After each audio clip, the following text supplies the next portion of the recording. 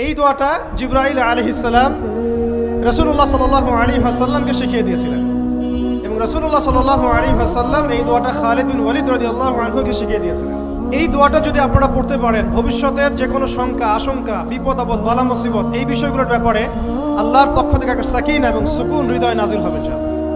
একটু বড়, যেহেতু এখানে তালেবে ইলমগণ অনেক, তারা তো শুনলেই মুখস্থ করতে পারবেন, তাই আমি নোট করে আনছি। এবং জ্ঞান তো লুকিয়ে রেখেও লাভ নাই, প্রচার করলেই লাভ, আপনারা আমল করলে আমি নাকি পাবো ইনশাআল্লাহ।